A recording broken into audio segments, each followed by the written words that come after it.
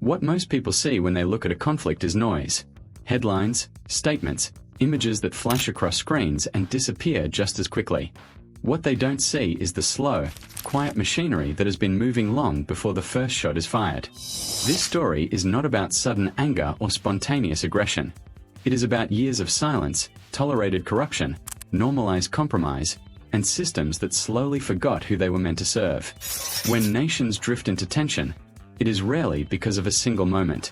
It is because truth was postponed for too long, and accountability was treated like an inconvenience instead of a responsibility. At the surface, everything looks political. Leaders speak carefully, diplomats choose words like chess pieces, and official explanations feel neat and complete. But beneath that polished layer lies something far more uncomfortable.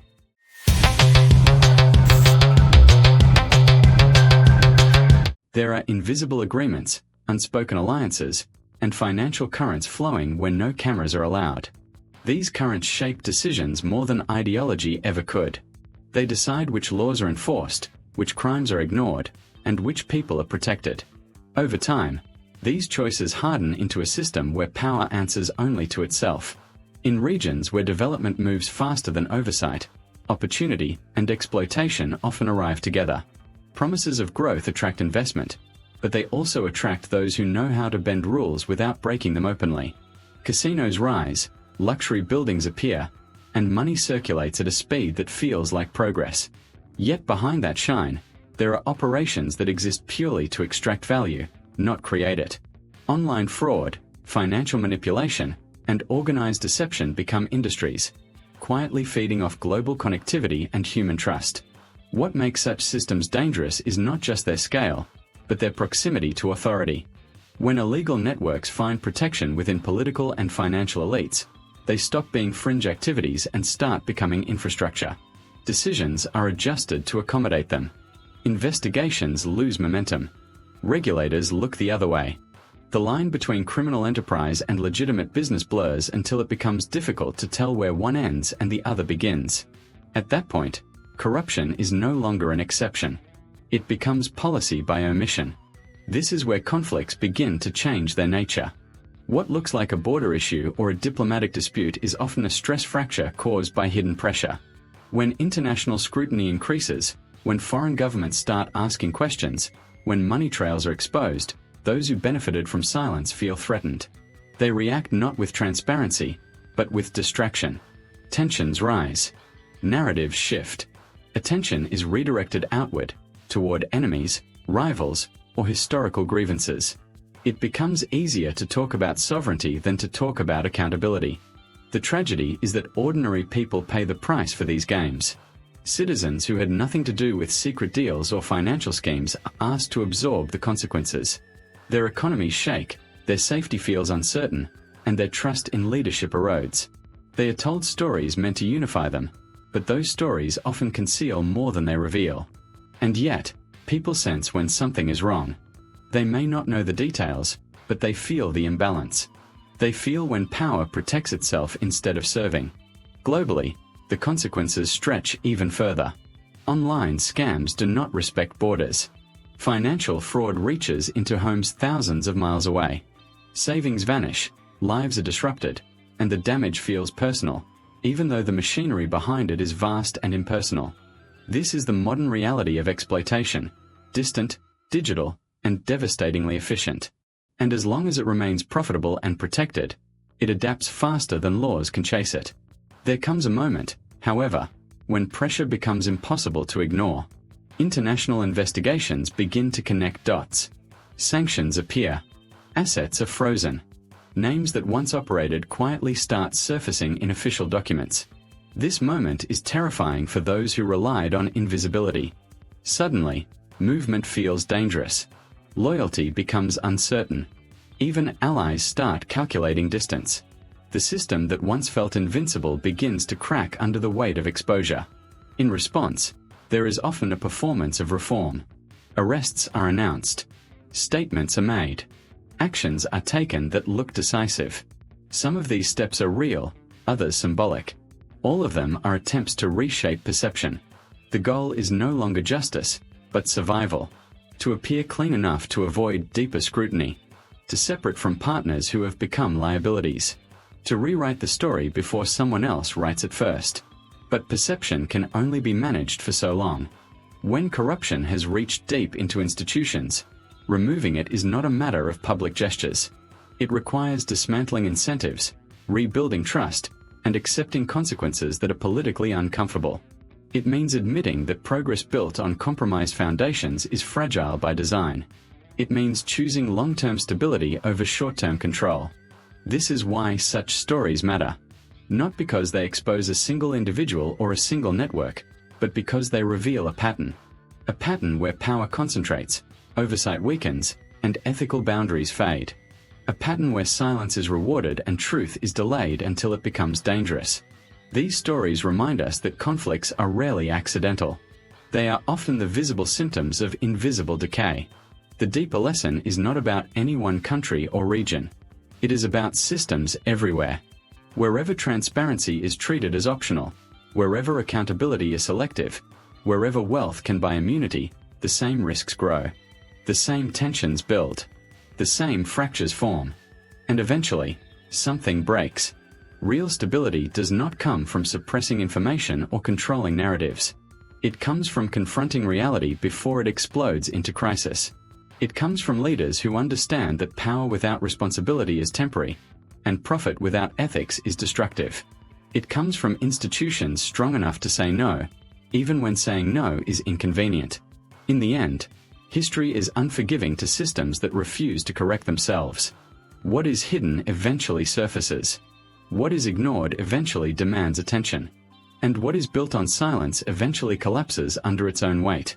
The choice is never whether truth will emerge, but how much damage will be done before it does. And when the collapse comes, it rarely arrives gently. Cracks in governance turn into fissures, small disputes spiral into crises, and what was once contained now spreads unpredictably. Economies stumble, alliances fracture, and ordinary lives are thrown into chaos. The invisible machinery that once moved silently, shaping outcomes behind the curtain, now reveals itself in all its scale, and the consequences are unmistakable. The cost of deferred responsibility becomes immediate, undeniable, and, often, catastrophic. Yet within this destruction, there is always a choice. Crises expose not only weaknesses but also opportunities for repair. Institutions, communities, and even nations have the capacity to confront what has been ignored. Rebuilding is not about returning to a previous state of normalcy. It is about creating systems resilient enough to resist the temptations that led to decay in the first place. It is about designing mechanisms where truth cannot be postponed, and where accountability is embedded into the structure itself. This rebuilding demands courage. It demands the willingness to face inconvenient truths and admit failures. It demands leaders willing to prioritize the long-term health of a system over the comfort of short-term power. It demands citizens who recognize that silence, complicity, and passivity are not neutral. They are the fertile soil in which corruption grows.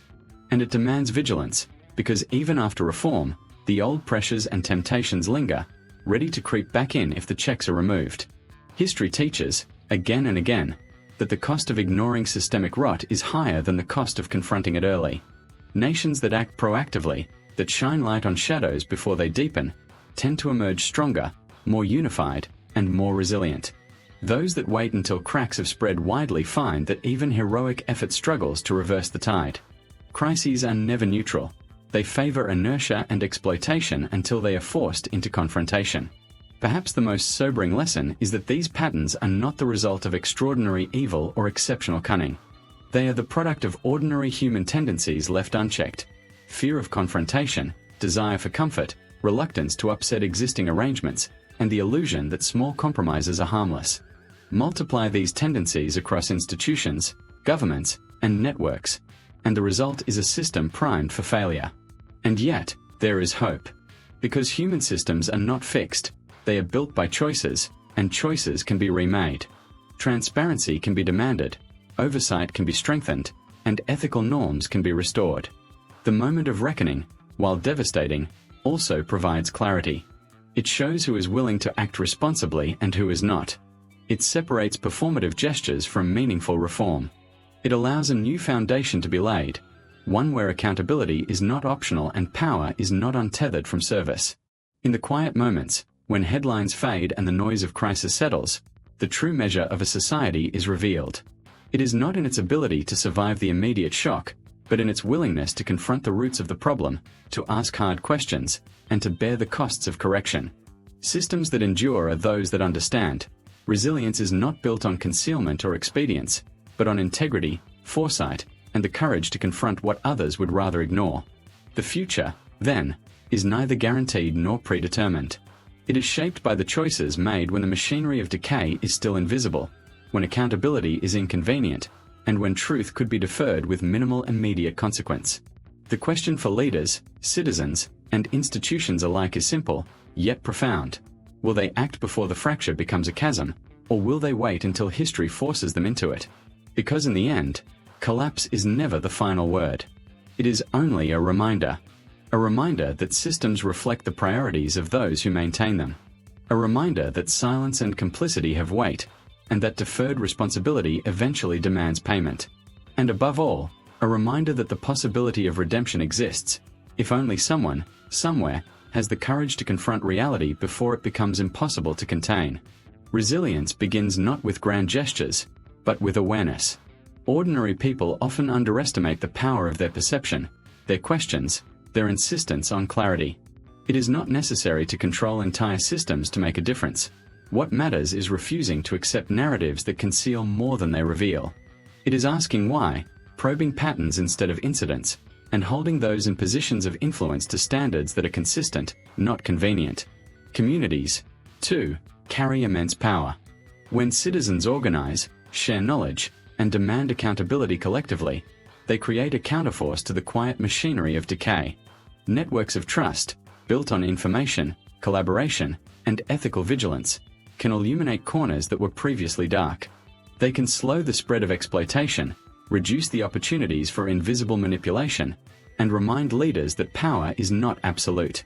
Systems that face persistent scrutiny, even from small but determined groups, are less likely to drift into negligence or corruption. Education and information become the first lines of defense. Understanding the ways in which power can bend, how incentives shape behavior, and how invisible currents operate allows people to act preemptively rather than reactively. Knowledge transforms anxiety into strategy. Awareness becomes armor. And when societies cultivate a culture that values truth, transparency, and foresight, they cultivate immunity, not against chaos, which is inevitable, but against its most destructive forms. But vigilance alone is not enough. Resilience also requires courage, the courage to make uncomfortable decisions, to risk short-term discomfort for long-term stability, to speak truths that others might avoid.